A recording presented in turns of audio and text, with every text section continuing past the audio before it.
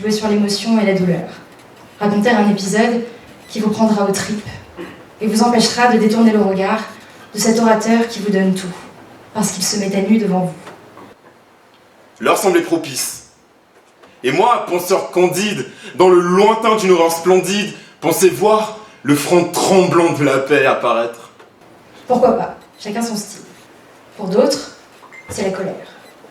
Se révolter contre tout et rien, avec cette voix grave et imposante qui n'a de cesse de s'indigner et de résonner dans l'amphibondé. Alors j'ai tout craché par égocentrisme. J'ai parlé pour ne rien dire, j'ai parlé pour faire peur au silence, j'ai parlé pour faire mal. Exprimez-vous, même si vous n'avez rien à dire. Dites tout haut ce que vous ne pensez pas. Laissez parler ce vide du départ. À coup sûr, il vous emmènera plus loin que vous ne l'auriez jamais imaginé. À vouloir trop parler, à vouloir parler quand nous n'avions plus rien à nous dire, quand il valait mieux se taire et laisser le silence faire.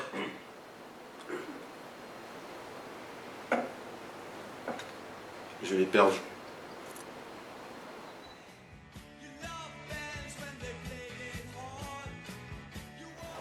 Et la magie d'Internet, c'est que quand tu tapes juste Avenir, alors tu as environ 175 millions de résultats.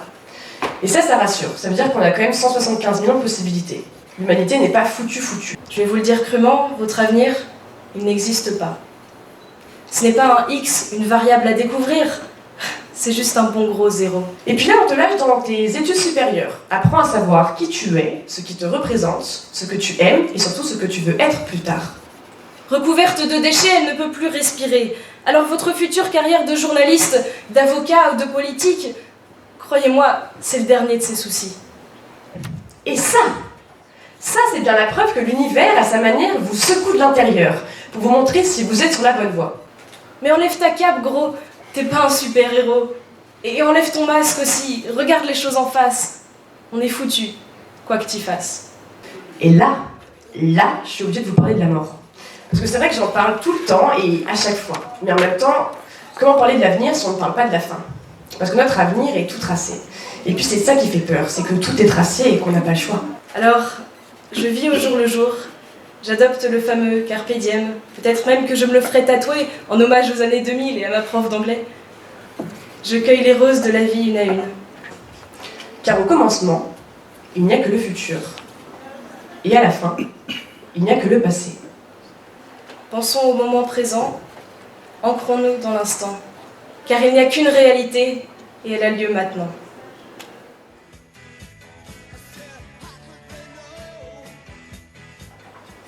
Le chemin que je m'apprête à prendre, plus personne ne le parcourt sauf le crépuscule. Tous les jours, on a conscience d'être nous.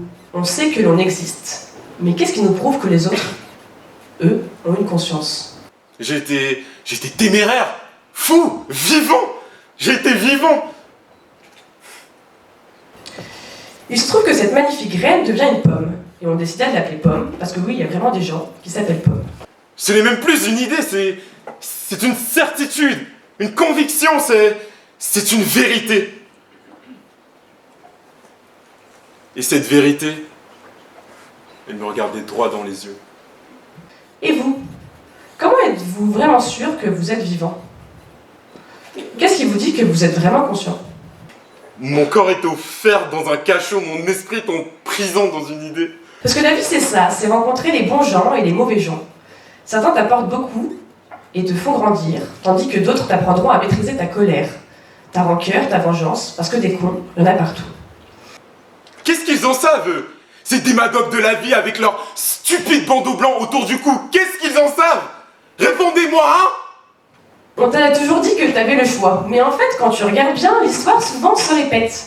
Et Pomme, elle a eu des enfants qui ont grandi dans son verger, qui ont eu des enfants, qui ont eu des enfants, qui ont eu des enfants, toujours dans le même verger, et là, on se trouve en 1152. Qu'à chaque instant de ce précieux présent, je dois m'habiller l'âme de mes plus belles pensées, de mes actes les plus nobles.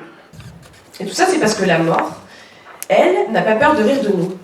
Que notre plus grande peur est justement cette finalité. Et donc, nous cherchons à tout prix à fuir cette fin pour rester dans les mémoires de l'humanité.